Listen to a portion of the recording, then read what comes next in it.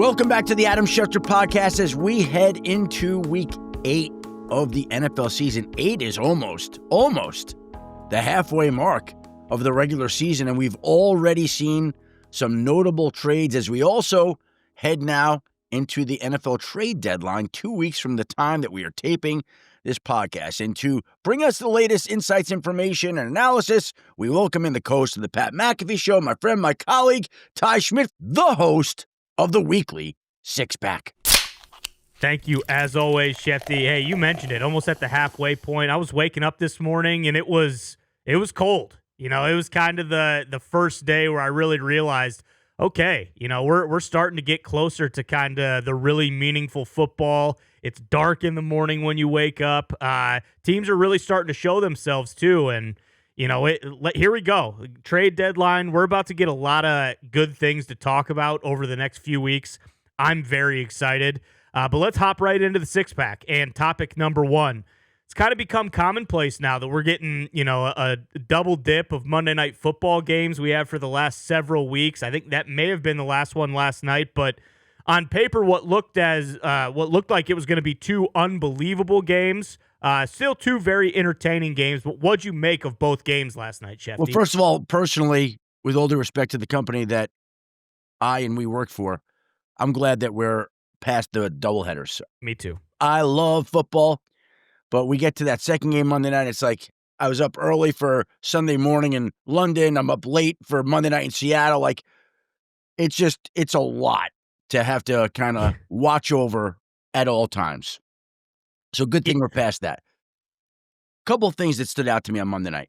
Number one, did anybody notice Troy Aikman at the end of the game on Monday night say that the Detroit Lions' defensive performance was one of the great defensive performances that he's ever seen? That was an incredible statement from the great Troy Aikman about a team that was missing essentially its starting secondary, that was putting in people that it didn't even know was going to be starting at the last moment. They had new cornerbacks, they had new safeties, and they held the Tampa Bay Buccaneers, the high-powered Buccaneers, who unfortunately lost Mike Evans to a broken collarbone, to a season-low 9 points. We have talked on this podcast about how great and impressive Baker Mayfield has been all year long. He and Patrick Mahomes may have been the two leading candidates for the MVP award, although Daniel Jones and Jonathan Taylor also might have something to say about that. And he goes into Detroit, where honestly, I thought that they were going to scorch the Lions secondary. Like, these guys hadn't played any meaningful football in the NFL. And they hold down Tampa and get Troy Aikman to say at the end of the night that that was one of the great defensive performances that he's ever seen. That, to me, is really, really impressive stuff, Ty. Yeah, without a doubt. I mean, it just, you know, when they play a complete game, and I think I agree, most people probably going into that game, especially with everything we've talked about with Baker Mayfield over the last 6 weeks, it's like, oh boy, you know, he's going to throw for 400 yards tonight maybe and really kind of cement okay, this guy's the front runner for the MVP. But the Lions, I mean, they just made him uncomfortable all night. Early in the game, he was missing high and just, I don't want to say happy feet because we know how, you know, tough Baker is. He certainly isn't scared of, you know, taking a big hit, but they were in his grill all day. And man, I've always thought there are a few things more demoralizing when Jahmyr Gibbs took that, you know, that run up the gut when you're expecting maybe, hey, we get 4 or 5 yards off this and we'll be in second and short. For him to take that 74 yards to the house and just like, it's, you know, it was deflating. And Detroit went crazy after that. The environment was raucous. So yeah, if you're a fan of any team in the NFC, boy, I'll tell you what, you do not want to see the Detroit Lions right now. And I'll say this also, Aiden Hutchinson played like a beast last night. And Aleem McNeil, they activated him before the game. He had been out for an extended period from a knee injury last year. Aleem McNeil is a great defensive lineman, a great player. And I don't know how many people know this, but I believe, remember the moment in the war room in the Philadelphia Eagles war room where there was a dispute between a couple of Eagles front office members. A lot of people might not remember it. My understanding was it was because one of the guys, I think it was Tom Donahoe, wanted Aleem McNeil back in the day. Aleem McNeil stepped into the Lions lineup last night and played incredibly well. And those guys, McNeil and Hutchinson, got the pressure that helped out the secondary that was stepping in, all-around team effort, and Detroit is back. And I would say, and we'll get to this in the power rankings and item number 6, I would say right now, Detroit is the best team in the NFC. The best team in the NFC. And we'll see how that shakes out.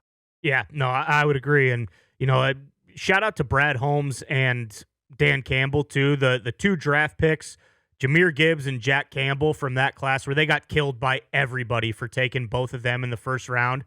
Both of those guys are massive for the Lions and stalwarts and are going to get huge contracts from the Lions. So, a day like today, I'm sure they're maybe puffing their chests out a little bit and, feel pretty damn good about the decisions they've made. And you bring up another point. Last Monday night, we watched Bijan go off, and you say, look how good Bijan is. Then on Sunday night, we watched Christian McCaffrey go off, and you say, look how good he is at running back. And then on Monday night, Jahmyr Gibbs. Like, there are some really good running backs right now in the National Football League. And then we talk about running backs. That was the one point I wanted to make about the nightcap. The wide receiver in the nightcap. Jackson, Smith, and Jigba. 100 yards and a touchdown catch, breaking a tie for the longest streak in Seahawks history. He leads the NFL right now with 819 receiving yards. No other player has more than 700 right now. And he's set a new mark for the most in a 7-game span in Seahawks history. He's accounted for 46% of the team's receiving yards. Pretty good, Ty. Yeah, he's unbelievable. And, listen, I know he's a ridiculous athlete. After he scored the touchdown last night, he dunked it through the uprights, and he's not, he's not 6'5", he's not 6'4". The ease with which he jumped up there and flushed that thing was just like, man, this guy is so electric, and tough to really know what's going on with the Texans. It's just not a fun watching them play. They don't look great. Something's going on with CJ Stroud, but I tell you what, their defense, if that offense can kind of come along, and it's not as dire straits as the Browns situation, but that defense is going to keep them in most games. It did last night. It's just they just don't have enough on the offensive side right now. All right, Schefty, let's move on to topic number 2. Listen, I think a lot of people have their thoughts about the Giants. Is it a lot of just, glitz and glamour with Jackson Dart and Cam Scatabo? They're fun to watch, et cetera, et cetera. They looked great for 3.5 quarters on Sunday, and obviously they yield one of the biggest comebacks of all time. But I think it's safe to say at this point, the Giants are for real, right? Oh, let me say this. That's, I think, the shame in all of this, that the Giants would squander that 19-point fourth quarter lead and have a game that will be remembered for the ages. Like the last time we saw a team erase a deficit that large in the final 5-6 minutes, it's happened twice in almost 3,700 NFL games dating back to the 1970 merger. Do you know the other time it happened, Ty? It got conversation yesterday, so you might know, but when I say it, you're going to know it. Yeah, it was Peyton's comeback against the Bucs, right? On a Monday night in Tampa, I remember going to bed. I was living in Denver at the time, waking up and hearing, wait, Indy won the game? And yesterday, we were at the ABC headquarters in New York City, and I was walking past some Giant fan in the cafeteria at about 7 a.m., and he told me I shut off the game when we were up 19 points. I thought we won. I woke up this morning, I heard we lost. That's the kind of game it was. And like I said, the disappointing part is, for 3 quarters, they went into Denver, into one of the toughest venues in the National Football League, played one of the better teams in the National Football League, and handed the Broncos their lunch. Handed them their lunch a week after they beat the defending Super Bowl champions. And that tells you, I think, how close the Giants are to being a major playoff contender. And now, because they lost that game, they're 2-5. And people are talking about how you bounce back from a loss like that. If they win the game, they're 3-4. They've had 2 great wins in back-to-back weeks against the defending champs and in Denver. They're rolling. And I got to tell you something. They would be a player for the playoff race. At 2-5, they still might be able to do it. These guys have enough swag, these rookies, Jackson Dart and Cam Scatterbo, that they could make a playoff push. But now we're going to remember one of the great gag jobs in NFL history, who's going to be held accountable for it over time. Just very disappointing loss for a team that I think is on the fringes of being good, really good. And by the way, they're doing it without Malik Neighbors, who I would say is probably their best player. Like, can you imagine this team with Malik Neighbors? Wow.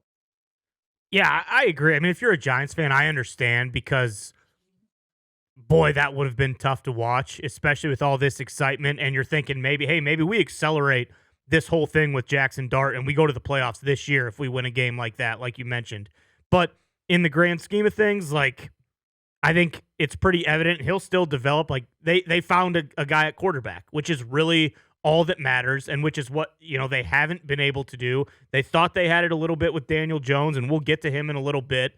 He had the playoff win in Minnesota, but outside of that, it's been a lot of rinse and repeat, try to find the right guy. Well, I think in that market, what he can do for that franchise, just getting excitement around the Giants again. Like that is really, I think, all they needed to do, and they've done that tenfold this year so far. But that excitement this week is marred by disappointment, and that disappointment could have been incredible excitement. So, and that's how it should be. That's how it should be because, most Giants teams in the past, you'd think like they lose a game like that and it's like, oh, well, okay, of course that happened. And then you go into, you watch the game next week, but you don't have the high before the lowest of lows. So we'll see. I mean, he's young. They have a lot of their defense, same deal. Their defense can play with anybody. So if I'm a Giants fan, I'm gutted for sure. My heart's broken, but I'm feeling pretty good going into next week. Well, I'll say this, and we'll talk about it on the podcast Thursday, I'm going to guess now, but another matchup in Philly against the Eagles. If somehow they go in and beat the Eagles again after they handed it to the Eagles a couple of weeks back, that would be quite a statement, and that would put them back into making a run for a playoff spot. If they go to 2-6, playoffs going to be really tough to make. Yeah, I would agree. Speaking of teams that, are for real, Schefty, let's move on to topic number 3. I think people have been trying to put this off as long as possible. Hey, they haven't played anybody. They're just not that good. They're in the middle of the country. It's not a huge market. The Colts are for real. Arguably the best team in the AFC, and they don't just beat teams. They obliterate teams and kind of, make them submit to what the Colts are doing. Do we see this continuing to happen, you think? Yeah. No, the Colts are a real deal this year. They're going to be a factor. They're going to win the AFC South. They're going to go to the playoffs. They're going to have a home playoff game. And they are capable of making noise in the AFC and, dare I say, go to the Super Bowl. I'm not telling you they will, but they're going to have their chance this postseason. And Daniel Jones is this year's version of Baker Mayfield or Sam Darnold or some quarterback that has a career resurgence in a new city under a new offensive coordinator, and Jonathan Taylor has been incredible. Like, when he goes through the line of scrimmage now, like on his first touchdown run Sunday against the Chargers, who were dressed up as the Savannah Bananas on Sunday, that was explosive. Like, whoosh, like, wow, impressive. So, Daniel Jones, I can't even believe what I'm watching right now, how good he has been. Their offense has drawn comparisons. We were talking about it on Get Up on Monday morning. Alex Smith was saying he thinks these Colts are like the greatest show on turf. Now, think about the greatest show on turf with the Rams back in, I believe it was 1999 or 2001 or both years, whatever it was, where they would get the ball and they'd always score. And here's the thing. Pay attention to this with the Colts. Watch how often they get the ball and have a big play on first and second down, and watch how infrequently they're running third down plays. It's incredible how they're always ahead of the sticks. They're moving the ball. They're coming up with big plays. Daniel Jones has been a Pro Bowl caliber quarterback this year. Jonathan Taylor, we mentioned those running backs before, Bijan, McAfee. and Jahmyr Gibbs. Jonathan Taylor's been right there with him. Tyler Warren might be, probably is, the offensive rookie of the year, right? Is there somebody that deserves it more than him right now? Jackson Dart, maybe, just quarterback, Yeah, if he plays more. but Tyler Warren has been unbelievable. Yes. Okay? I mean, and yeah, he's I still can't believe he dropped to where he did in the draft. We had that kind of late swell of, hey, Colston Loveland is the guy. It's not Tyler Warren. But if you watched him in the playoffs or at all last year, I mean, he's unbelievable. Daniel Jones, you can't say enough about the you could give every superlative there is, and it still wouldn't, accurately describe what he's done this year. Like you said, Jonathan Taylor might win the Offensive Player of the Year, and I think you got to give a lot of credit to Shane Steichen and Lou Anarumo. Both those guys have been tremendous this year. And I've always said the Colts, they beat up on the bad teams. They don't play down to their competition. If a team is not as good as the Colts are, they throttle them, which is what good teams do. Wait, you mentioned Shane Steichen and Lou Anarumo, and they are worthy of all praise. Shane Steichen, I think, right now would be the coach of the year. Lou Anarumo could be the defensive assistant coach of the year, whatever you want to give him. But Chris Ballard, the GM, took a lot of heat also the last few years. A lot of people in your city wanted to run him out, right? Without a doubt. They've made basically 2 additions in the offseason, 2 notable, Daniel Jones and Tyler Warren, okay? I think that just goes to show you how important one quarterback is, which we knew, but the quarterback steps in. The rest of the roster was there, right? This is Chris Ballard's roster plus the 2 guys. And they are now one of the best teams in football. Right. Yeah, that's always been, one of Pat's biggest points is like, listen, hey, we've paid a lot of people. This isn't like we're trying to figure out which young guys are going to be part of this team moving forward. Like, a lot of guys on that team have been paid because they've been good. And yeah, I mean, I'll tell you what, this is probably the most buzz and the most fun we've had in this city since I moved here, because it's real. I mean, the Colts are a very good team. Speaking of very good teams, Schefty, let's move on to topic number 4. I mean, this time was always coming, and now it's just kind of officially here. And would it be accurate to say that the Chiefs are more dangerous this year than they were last year when they went to the Super Bowl? Well, I'll say this. If we could tie together topics 3 and 4 right now, it feels like midway through the season that the Chiefs and the Colts are the 2 best teams in the AFC, and that nobody would be surprised if they wound up meeting in the AFC Championship game. But the Chiefs seem to be at a different level.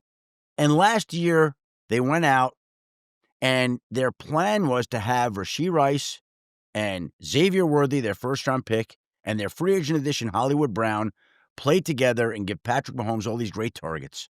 And they played one play together in Jacksonville in the preseason before Hollywood Brown hurt his shoulder on the first play of the game and went out, and they never got to play together again as a trio. Rice got hurt. Brown came back. Rice was gone. Worthy's hurt. In and out. In this particular case now, he's got all 3 guys. And Rashee Rice, we saw it right away. Right away. He is going to be a huge factor. He's going to be one of the best wide receivers in football. He's going to make an impact. And the Chiefs, for as good as they've been in recent years, might be more explosive and dangerous this year than they've been in other years, which is bad news for your Colts and the rest of the American Football Conference, because the Chiefs are back. They're not going anywhere, and there's a real possibility we're going to be watching them until February 8th in Santa Clara, California. Yeah, and, I think you mentioned it on the show last week. You said, hey, I wouldn't be surprised if Rashee Rice has 7 catches for 60 yards and a touchdown or something along those lines. Hold on.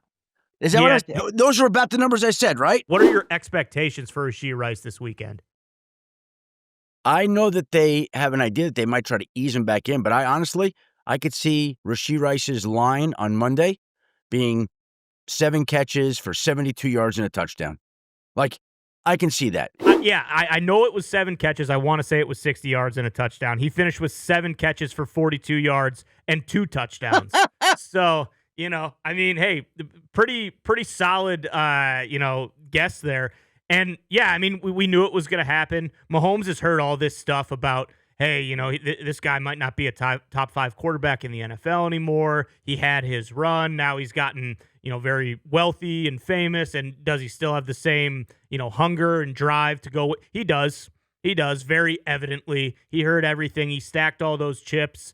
And, I mean, yeah, if it's the same deal. It's tough to look at the AFC right now. I know there's a lot of other good teams, but it's tough not to just see, hey, Colts and Chiefs seem miles ahead of everybody right now. Right now, and it's a long season, and there'll be injuries, and there'll be swings of momentum. But yes, sign me up for the possibility that the Chiefs are playing the AFC Championship game in the Super Bowl right now, Ty. Yep, I agree. All right, Shefty, let's move on to topic number 5. Another team who I guess always has Super Bowl aspirations, but has not come close to reaching them. The Cowboys, after quite the tumultuous offseason, boy, I tell you what, they are a fun watch. They are awesome to put on the 4-box on Sundays, and Dak has been on fire, arguably playing the best football of his career. What do you make of the Cowboys? Dak has been incredible. I want to read you something about him that I don't think a lot of people realize, that puts into perspective what kind of football he's playing and the level at which he's now playing it at. He now has thrown at least 3 touchdown passes without an interception in 4 straight games. The only other quarterbacks to do that are Russell Wilson in 2015, Drew Brees in 2019, Aaron Rodgers in 2014, Peyton Manning in 2013-14, and Tom Brady in 2007. So, again, Russell Wilson in the prime of his career, Drew Brees, Aaron Rodgers, Peyton Manning, Tom Brady. We're talking Hall of Fame caliber quarterbacks. And we haven't thought of and talked about Dak Prescott in a Hall of Fame way before. But when you're putting up these kinds of numbers and doing these kinds of things, he is one extended playoff run away from vaulting himself right into that conversation of being one of those great quarterbacks that we talk about and remember. And this Cowboys team, again, is at a level now where the offense is so productive. Like, they are really, really good. Like, who thought that Javonte Williams was going to do this? Who thought George Pickens was going to do this? Certainly not Mike Tomlin, right? They could use a wide receiver, and they traded him away. The Dallas offense is performing at such a high level. And again, I come back to get up because I feel fortunate to get to work with some great football minds on Monday: Teddy Bruschi, Alex Smith, Damian Woody, Rex Ryan. And they said that somehow, if the Dallas defense can just be subpar, not terrible, subpar, but force a turnover or 2 a game. Like, Rex is like, I would just blitz everybody, come hard, get that turnover or 2. They get those turnovers, it's over. You're not going to be able to keep up with that offense because Dak is performing at that high a level. Jerry knew this team better than we all did. He knew that this team was good, and they're better than people thought. Need to be a little bit better on defense, need to be a little bit more consistent, but the Cowboys are ready to take that playoff slot that the Commanders look like they're losing their grip on. Yeah, I agree. And I guess, you mentioned Dak is one sustained playoff run away from kind of being in that pantheon.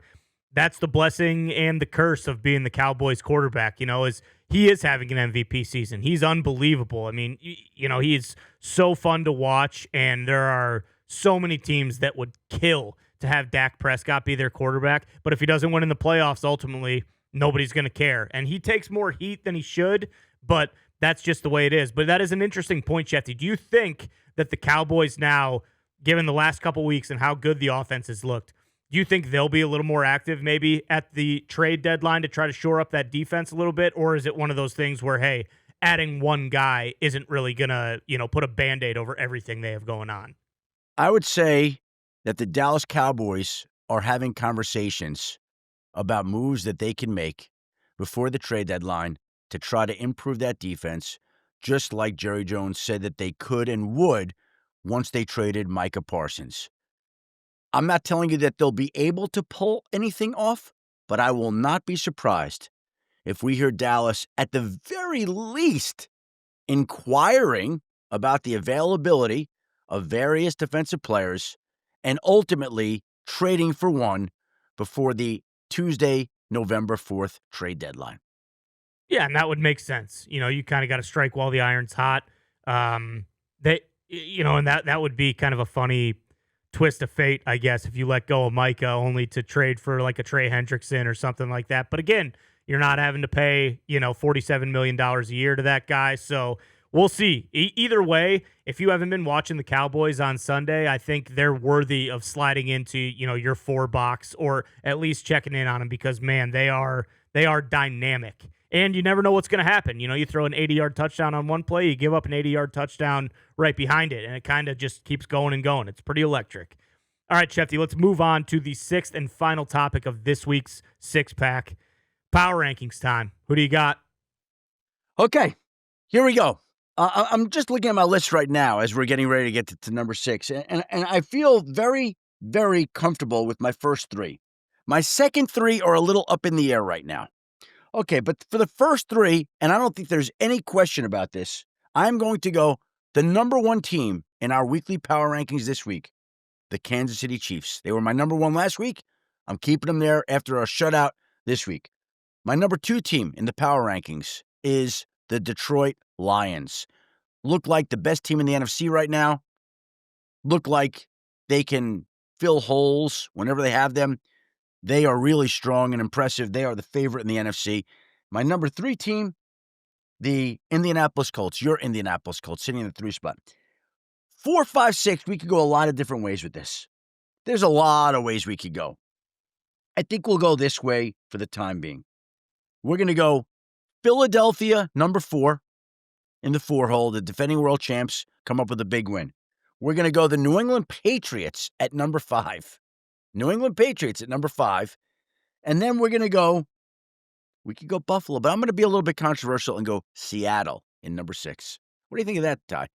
I think it's pretty darn similar to mine, just with, teams being kind of shuffled around. I think you're right about the top 3. I think any way, shape, or form, you could have an argument for any of those teams. I went Colts 1, Lions 2, Chiefs at 3. But I agree. I mean, the Chiefs, we do this in 3 weeks.